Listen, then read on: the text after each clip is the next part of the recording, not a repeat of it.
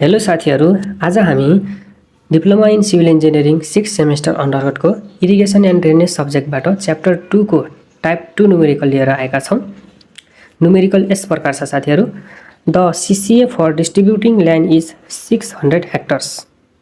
The intensity of irrigation is 40% for rice and 30% for wheat. The core period of rice and wheat are 20 days and 15 days respectively. Calculate the discharge of canal.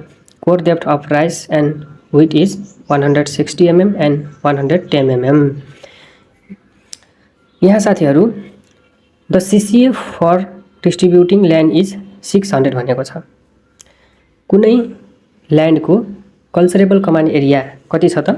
600 hectares. यहाँ हामीलाई gross कमान area दिएन, direct culturable कमान area दियो 600 भनेर। Gross कमान कहिलेकाहीँ gross कमान एरिया दिएर हामीले त्यहाँबाट कल्चरेबल कमान एरिया फाइन्ड आउट गर्नुपर्ने हुन्छ। कल्चरेबल कमान एरियाको पर्सेन्टेज दिएको हुन्छ, तर यहाँ हामीलाई सजिलो हुने भयो, ग्रोस कमान एरिया दिएन, डाइरेक्ट कल्चरेबल कमान एरिया नै दियो। हामी न्युमेरिकल गर्दाखेरि कल्चरेबल कमान एरिया निकालेर नै डिस्चार्ज निकाल्ने, भोल्युम निकाल्ने गर्दछौँ।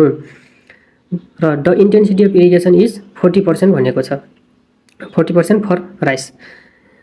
अनि राइसको लागि इन्टेन्सिटी अफ इरिगेसन कति छ त? 40% एन्ड 30% फर व्हीट। र व्हीटको लागि इन्टेन्सिटी अफ इरिगेसन चाहिँ 30% दियो। The core period of rice and wheat are 20 days and 15 days respectively. Core period दियो। कोर पिरियड राइसको लागि कोर पिरियड 20 days र व्हीटको लागि 15 days दियो। Calculate the discharge of canal. हामीलाई के क्याल्कुलेट गर्नुपर्ने भयो त? Discharge of canal. क्यानलको डिस्चार्ज कति छ त त्यो क्याल्कुलेट। त्यसको लागि core depth for rice and wheat is 160 mm and 110 mm भन्यो। र कोर डेप्थ दियो। राइसको लागि 160 mm मा दिएछ कोर डेप्थ चाहिँ, एन्ड 110 mm फर व्हीटको लागि 110 mm। अब सोलुसन। गिभन डाटा गिभन के छ त? कल्चरेबल कमान एरिया फर्स्टमै दिएको छ हामीलाई। कल्चरेबल कमान एरिया CCA भनेर 600 हेक्टर्स। र अब हामीले इन्टेन्सिटी अफ इरिगेसनको आधारमा कल्टिभेटेड एरियाहरू निकाल्नु पर्यो। व्हीटको लागि कति हो त कल्टिभेटेड एरिया, राइसको लागि कति कल्टिभेटेड एरिया निकाल्नु पर्यो है। फर्स्टमा cultivated area of rice AR। Cultivated area राइसको लागि कल्टिभेटेड एरिया कति हो त? कल्चरेबल कमान एरिया मध्ये राइसको लागि कल्टिभेटेड एरिया भनेको 40% अफ कल्चरेबल कमान एरिया हो। यहाँ त्यही लेखेको छ 40% अफ CCA भनेर। अब पर्सेन्ट हटाउनलाई 40 लाई 100 ले डिभाइड गर्नु पर्यो इन्टु 600। र क्याल्कुलेसन गर्दाखेरि कल्टिभेटेड एरिया अफ राइस कति आयो हाम्रो? 240 हेक्टर। त्यसै गरी कल्टिभेटेड एरिया अफ व्हीट निकाल्नु पर्यो। कल्टिभेटेड एरिया अफ व्हीट भनेको 30% अफ CCA। 30% अफ CCA अर्थात् CCA को 30%। अब पर्सेन्टेज हटाउनलाई 30/100 गर्नु पर्यो इन्टु 600। CCA भनेको कति छ त? 600। र यो क्याल्कुलेसन गर्दाखेरि कति आउँछ त? 180 हेक्टर चाहिँ कल्टिभेटेड एरिया अफ व्हीट, जसलाई AW ले डिनोट गरेको छ। र हामीलाई क्वेसनमा कोर पिरियड अफ राइस पनि दिएको छ 20 days भनेर, र core period of wheat 15 days। त्यसै गरी core depth for rice 160 mm दिएको छ। MM लाई केमा लाग्नु पर्यो त? हामीले मिटरमा। मिटरमा लानलाई MM लाई 1000 ले डिभाइड गर्नु पर्यो। 160 mm लाई 1000 ले डिभाइड गर्दाखेरि कति आउँछ? 0.16 मिटर। र core depth for wheat, core depth for wheat हाम्रो 110 mm दियो। MM लाई मिटरमा लाग्न 1000 ले डिभाइड गर्नु पर्यो। 1000 ले डिभाइड गर्दा कति आउँछ? 0.11 मिटर। अब ड्युटी फर राइस। अब राइसको लागि ड्युटी निकाल्नु पर्यो। कति हुन्छ त?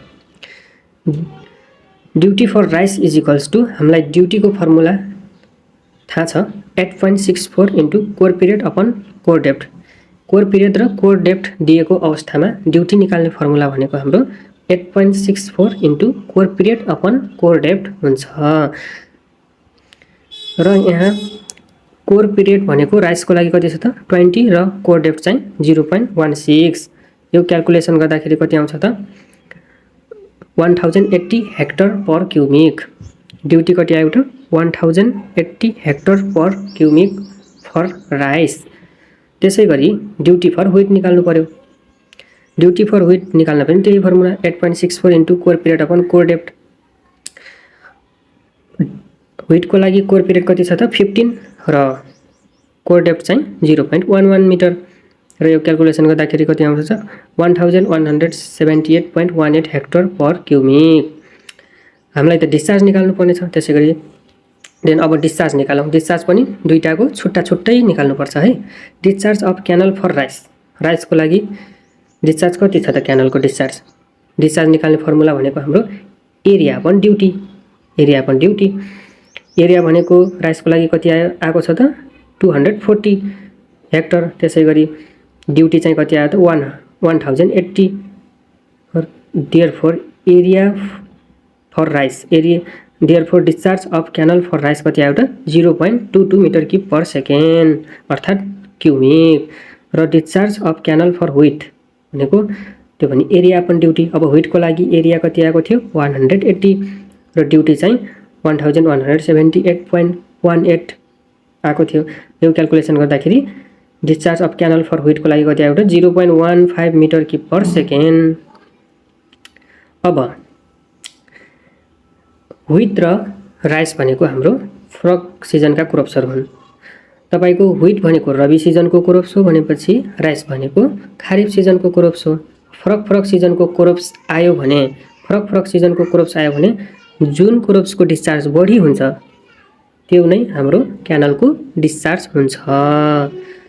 फेरि पनि सुन्नुहोस्, यदि फरक फरक सिजनको क्रप्सहरू आयो भने जुन क्रप्सको डिस्चार्ज बढी हुन्छ त्यही डिस्चार्ज लिने, क्यानलको डिस्चार्जमा उक्त बढी डिस्चार्ज जुन डिस्चार्ज बढी हुन्छ त्यही लिने। यदि सेम सिजनको क्रप छ भने दुईटैको डिस्चार्जलाई जोडेर सम लिने, दुईटैको डिस्चार्जको सम लिने क्यानलको डिस्चार्ज निकाल्दाखेरि है त।